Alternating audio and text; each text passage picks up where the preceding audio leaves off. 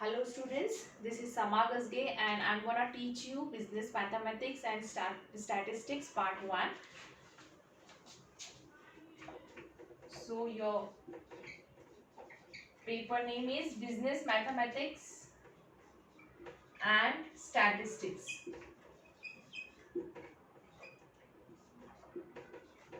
I hope everyone knows about the paper pattern and the marks distribution in the paper pattern. So as your paper contain two parts, right? One is for mathematics and other is for statistics. Okay, so your paper will come into two parts, A and B. One is for maths and other is for stats. Okay, 35 marks each. 35 marks for mathematics section and 35 marks for statistics section.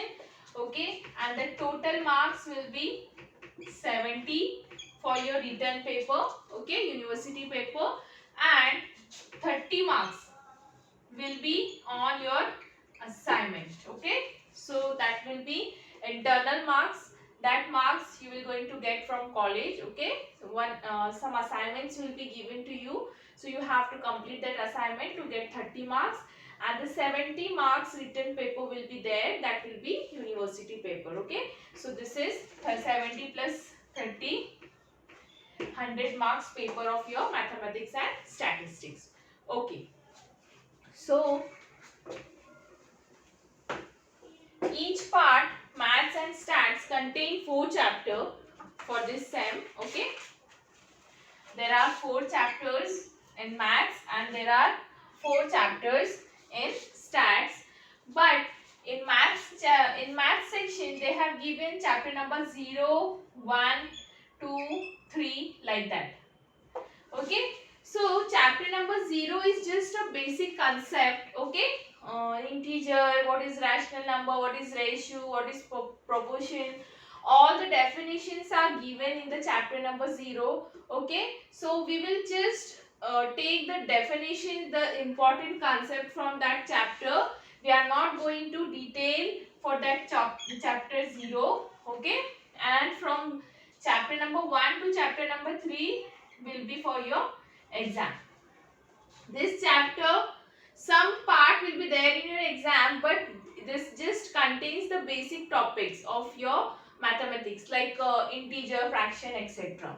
And in stats, the first chapter is population and sample.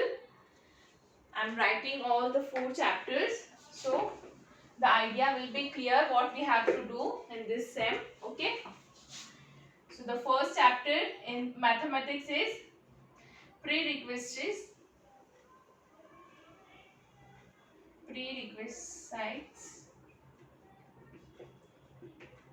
Second is interest and annuity.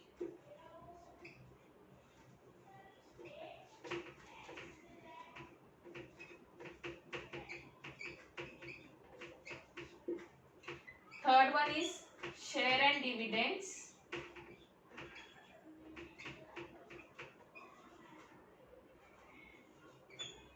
And the fourth one is mutual fund.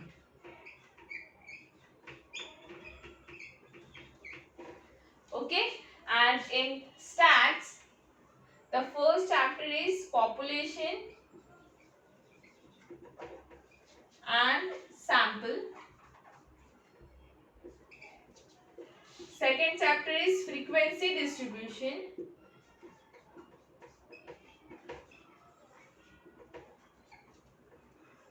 Third is measures of central tendency.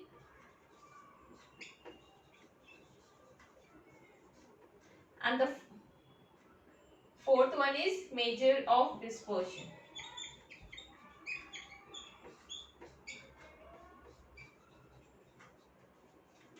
Okay, so as compared to maths, the statistics and the chapter involved in this statistics part is quite simple. Okay, so if you want to score a good marks in this paper, so you should practice more and more example from this part. Okay, even if you have to solve this problem as well, but this part is more simpler than this part. Okay, so one by one we will complete all your chapters. Okay, after completing each chapter I'll give you one assignment, the problems, okay, from each chapter that you have to do at your home. So we'll start from first chapter, that is chapter number 0.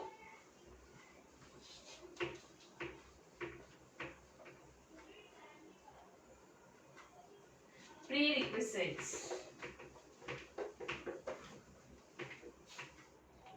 Okay, only basic concepts are given in this chapter.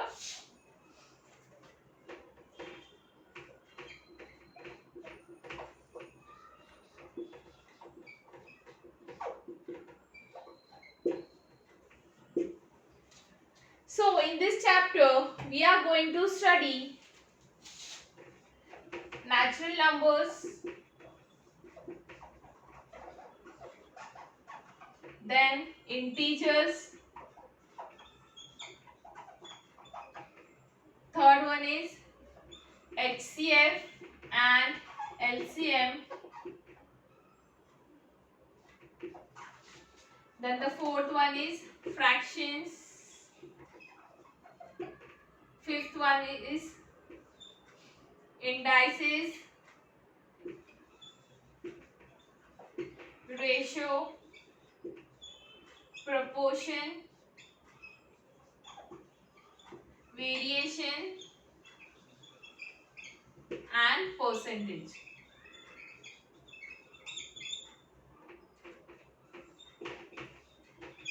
Okay, so all these basic concepts we are going to cover in this chapter. So we'll start with the natural numbers. Okay, I hope everyone knows about the natural numbers. So what is set of natural number, or what are natural numbers? So the numbers starting from 1, 2, 3 and all positive numbers are said to be natural numbers, right? They start from 1. The set containing numbers starting from 1, 2, 3 up to infinity is called set of natural number, and it is denoted by capital N. Okay. Now, as we know, the addition, subtraction, division, what are these? These all are operation over the numbers, right? So we do apply the addition over the numbers, we do apply the subtraction, division and multiplication of numbers, right? So on the basis of addition and the subtraction and the multiplication, we have certain properties. Okay, so that property is called, first property is commutative property.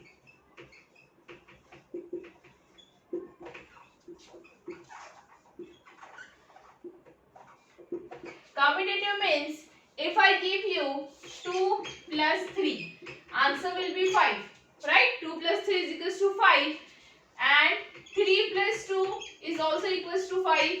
That means if you have two natural numbers and if you add them and if you interchange them and then add, then you will get the same answer. That means A plus B will be equals to B plus C. Sorry, A plus B will be equals to B plus A. You can interchange any two numbers in addition, and this property is called what? It is commutative property. So addition satisfies commutative property in set of natural number. This is the first property. Similarly, if you multiply any two natural numbers A into B, it will give you same answer as B into A. Right? So the multiplication is also commutative and the addition is also commutative. What about the subtraction? If I give you 2 minus 3, answer will be minus 1. Right? If I give you 3 minus 2, answer will be 1. Both are not equal. So subtraction doesn't satisfy the property of commutative. Only addition and multiplication are commutative over the natural numbers. Okay. So the addition and multiplication satisfy the commutative property. Now the second property is distributive. Associative first we will see, and then we will see as distributive. associative property. Associative means what? Here commutative holds for two numbers. If you have A, B and C, right? So the A into B into C will be same as A into B into C. So the multiplication satisfies the associative property over the natural number. Similarly, A plus B plus B plus C is equals to A plus B and plus C. If you first add these two numbers and then add A into them, will be same as if you add A plus B and then add C into them. Okay. So this is called associative property. So the multiplication and addition holds associative property. Okay. Now the third one is distributive.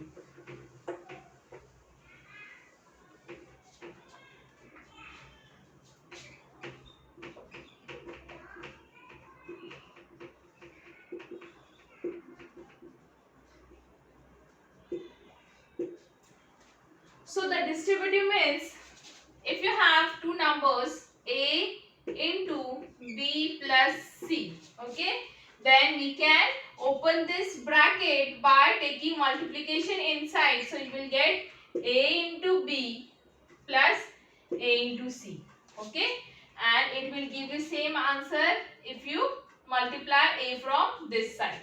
Write this. It will be B into A plus C into B. Okay, so these are three properties over the operation which are addition and multiplication. Okay, now we will see the integers. Everyone knows about the integers. Yes, natural number contains only positive number and integer. Okay, so the natural number means 1, 2, 3 and so on. Now the integer is denoted by Z and it will contain all the positive and negative numbers. 0, plus minus 1, plus minus 2, plus minus 3 and so on. Okay, the natural number only contain numbers, positive numbers starting from 1, but the integer contain all the negative numbers, all the positive numbers and 0. Right? And what about the rational number? Yes, rational number contains all the number of the form A upon B, fraction के type में, where A and B are integer and B should not be equals to 0. This is called rational number. ये देखा है ना कभी 2 upon 3, 5 upon 7. Okay, these all are rational number. This is called set of rational number. Set of irrational number, root 2, root 5, they are set of irrational number, right? Now what is set of real number? Set of real number means it contains, this is the biggest set among all these sets. It contains all natural, integer, rational, irrational. Okay, so they all comes in real numbers. So this contain all the other numbers. Okay. Now I hope prime numbers are also see what do you mean by prime numbers? Prime number means the number which is divisible by itself or by 1. Like this. If I give you number 3, so the number 3 can be divisible by only 3 or by 1. It cannot divisible by any other number, right? If I give you 7, 7 is only divisible by 7 or the 1. There is no other number which can divide 7, okay, other than 7 or 1. So those number which is divisible by only itself or by 1 is called prime numbers. Okay. This is the basic of mathematics. आप लोगों ने school में ये सब पढ़ लिया है. तो prime number starting from 2, 3, 5, 7, 11, 13, then 17 and so on.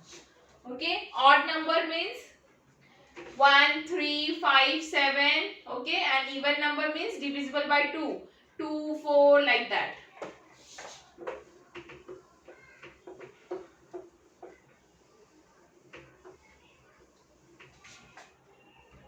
Now we will see the next topic, which is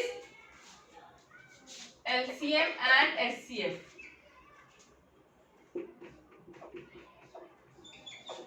LCF is also called as GCD. This you have done in 8th standard, 8 or 9th standard, okay. So the LCM means least common multiple. Where these terms are used, if you have like this, 19 upon 23 plus 7 upon 5. Okay, 19 upon 23, 7 upon 5. If you want to add these two fractions, then here what you have to do, the method is you have to do cross multiplication, right?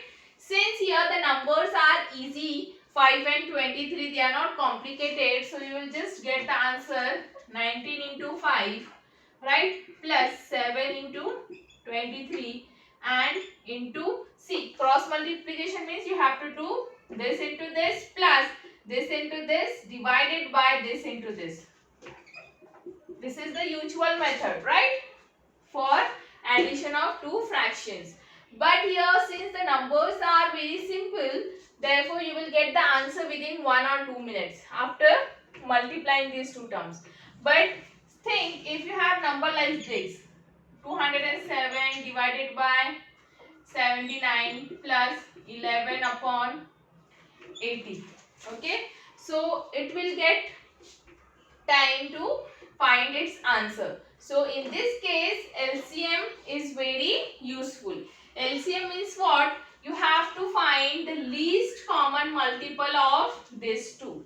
Okay, so in this cases we use LCM. This concept you have studied in your school. We will not go into details. Okay, I'll just explain you how to find LCM of two numbers. Okay, so we'll take two numbers, first 6 and 15. So how to find the LCM of 6 and 15? First we will write down multiple of 6. Multiple of 6. So 6, then after 6, what is multiple of 6? 6 into 1, 6. 6 into 2, 12. 6 into 3, 18, right? 6 into 4, 24, 30, 36, 42, 48. Okay. Now we will write down the multiple of C. We have to consider the least means chota, least common multiple. So no need to go further up after 7 or 8 term, right? So because we have to consider the least one. So multiple of 15, 15 into 1 is 15, then 30, then 45, 60, 75, 90 and so on. So we will find out the common thing. So here 6 is not there, 12 is not there, 18 is not there, 24 not there, 30 and 30, right? 30 and 30 both are common and they are the least common multiple. If you go further, after 48 you will get 60. 60 and 60 is also common, but they are not least, right? So here 30 and 30 is the least common multiple. Therefore, LCM of 16 and 5 is 30. Okay, so in this way you can find out the LCM. First of all, write down the multiples and then find out the note down the least common multiple among them. Okay.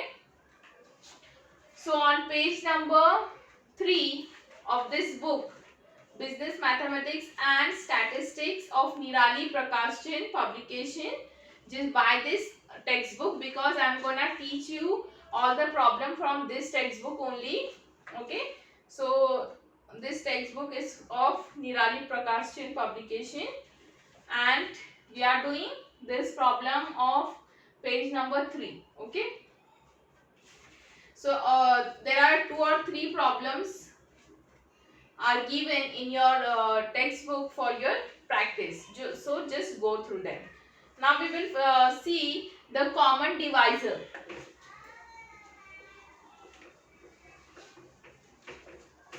GCD, greatest common divisor.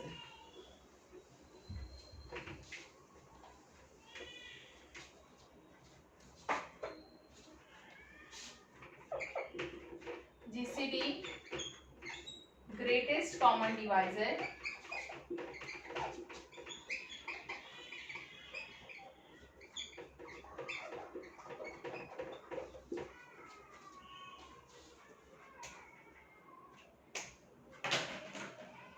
Okay, or it is also called highest common factor, HCF or GCD. Now how to find GCD of 105 and 135? Okay, before that we will take the easier number. It will be easy for you to understand. 48 and 64. So how to find the GCD of 48 and 64? First of all, we will write down the divisors. In LCM we write down the multiples, and here we will write down the divisors.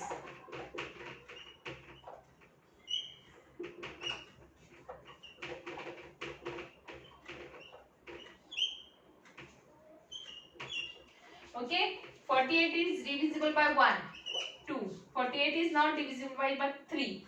Then it is divisible by, is it divisible by 3? Yes, it is divisible by 3. Then 4, 5, no. Then 6, then 8, 12, 16, 24 and 48. And 64 is divisible by 1, 2, 4, 8, 16, 32 and 64. These are divisors of 48 and 64. Now 1, 1, 2, 2, 4, 4, then 8, 8, and then 16, 16. Okay. So these are the common divisors 1, 2, 4, 8 and 16. But the greatest is 16. Okay. So therefore the GCD of 48 and 64 is equals to 60. Okay. So here there are many problems given of GCD and LCM. Just go through it. It is useful for addition of fraction numbers. Now we will see the next topic, which is a fraction.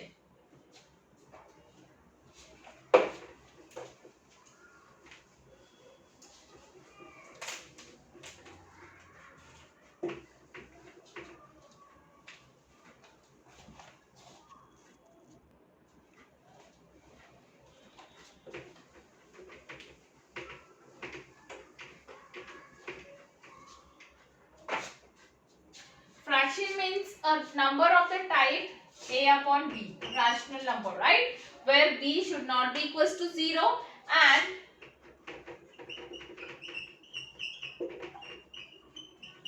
where b should not be equals to 0 and a and b are integers. For example, 1 upon 2, 3 upon 5, all are fractions. Okay. Now we will see how to add and how to subtract or multiply. So we'll see all the 4 operation over the fractions. Okay, the rules for them. We'll just see them. We are not going to solve any example because this is very simple. The first is addition. Suppose you have first number is p upon q and the second number is a upon b. Okay, so how you will add them? You have to just take cross multiplication, right? So p into b plus a into q divided by q into b.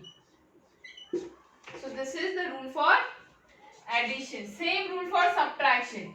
Only you have to subtract, you have to minus pb and aq. Same rule is there for addition and subtraction. Now for multiplication.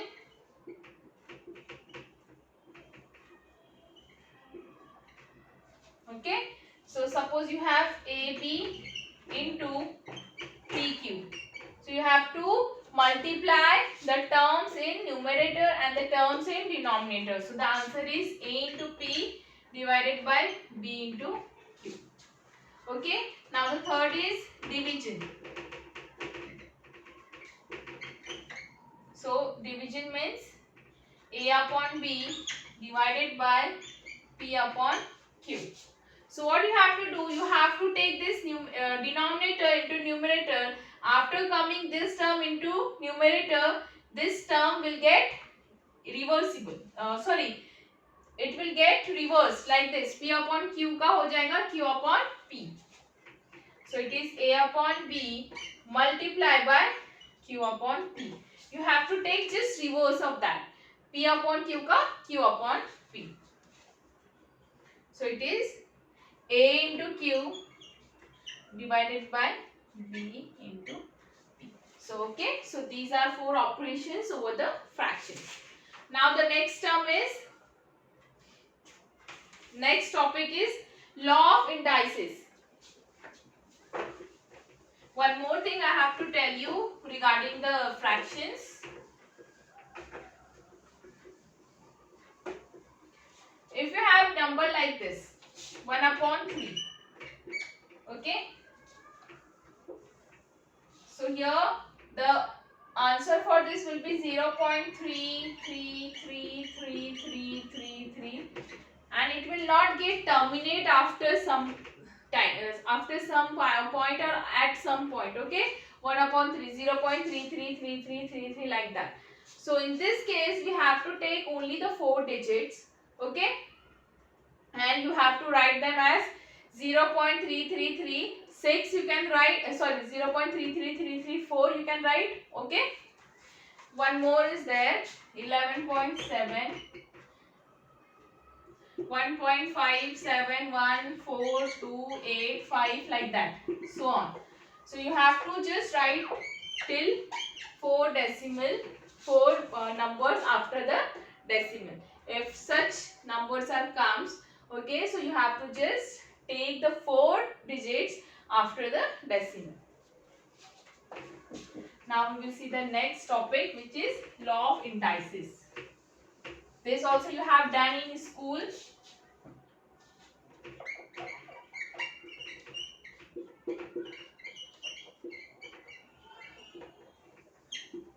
Okay, law of indices. So law of indices, if you have a raised to 4, then you have to multiply a how many times? A into a into a into a. 1, 2, 3, 4. Right? A raised to 3, you have to multiply a 3 times. Now, if you have a upon b raised to 4, that means you have to multiply a upon b, a upon b, a upon b, a upon b. That means it is a raised to 4 upon b raised to 4. Okay? So, a raised to n is there. That means, suppose you have a raised to n. Then you have to multiply a how many times? A times. N times. A into up to a, and this multiplication is n times. Okay. Now we will see some laws which are very important and very useful to solve or to do calculations in numericals. Okay. So the first is, suppose m and n are any positive integers. So the first law is a raised to m into a raised to n is equals to a raised to m plus n. So if the base is same, then you can add the index. Suppose you have 2 raised to 3 into 2 raised to 8. So here base is same and the multiplication is there between them. So you can write this as 2 raised to 3 plus a. Okay. So if the base is same and the multiplication is there, you can add the indices 3 plus a. Now the second is, this is for multiplication. For the multiplication you have to add. Now for the division, your multiplication was there. In this case we will add the indices. Now if the division is there, then you have to subtract the indices m minus n. Okay, so here it will be m a raised to m minus n. Now the third one is a raised to m is there and the power n is there. So here the n and m will get multiplied. So answer is a raised to m into n. Now if you have fourth one, a into b raised to n. Okay, a into b raised to n, that means you have to separate the power a raised to m and b raised to m. Okay, now the last one is a upon b raised to n. So this is a raised to m divided by b raised to m, and your b should not be equals to 0. Okay, so these are very important laws of indices. One more thing, if you have a raised to m divided by a raised to n, okay, so here after this term in denominator will come into numerator with what sign? Minus sign. कोई भी term अगर denominator में है तो उसका जब हम लोग ऊपर शिफ्ट करते हैं तो उसका पावर नेगेटिव में चला जाता है. Okay, one more thing, a raised to 0 is always considered as 1. Anything raised to 0 will always consider as 1. Okay, so if you have 100 raised to 0 is 1, 1000 raised to 0 is 1. So this is about the laws of indices. If you have a raised to minus 1, that means, see, a raised to minus power is there. So if you take that power into denominator, so it will get plus 1. If a raised to minus 2 is there, so it will be a raised to 2 after coming into denominator. Okay, like that. Now a raised to 2 upon 3 is there, or first of all I'll write a raised to half is there, that means it is root a. A raised to square root is a raised to 1 upon 2. A raised to 3 upon 2 is there, that means 1 upon 2 तो चला जाएगा root में, and this 3 will come here. So if this sign will come a raised to cubic root, that means this is a raised to 3 upon 2. If this sign is come a raised to 7, okay, so 7th root, so that means this is a raised to 7 upon 2 is there. Okay, so this is about the laws of indices.